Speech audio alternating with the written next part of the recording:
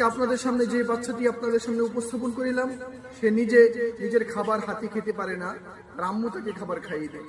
সেই ছেলেটি আজকে অসংখ্য হাদিসগুলো সে মুখস্থ পারে। আপনাদের সামনে এই ছেলেটি নিজে মুখস্থ শোনাইতে পারবে। তুমি কি হাদিস পারো? হাদিস শোনাও তো।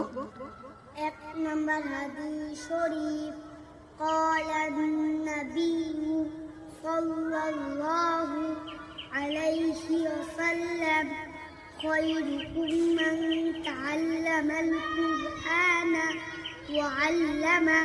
এক নম্বর হাদিসের অর্থ, আল্লাহর নবী ফরমায়াছেন, তোমাদের মধ্যে সর্বোত্তম ওই ব্যক্তি যিনি কুরআন মাজিদ শিক্ষা করেন এবং শিক্ষা দেন। মাশাআল্লাহ, হায়াকাল্লাহ। আল্লাহ তাআলা মুহাম্মদ রাশিদকে দাঈ ইলাল্লাহ হিসেবে কবুল ও মঞ্জুর করুক।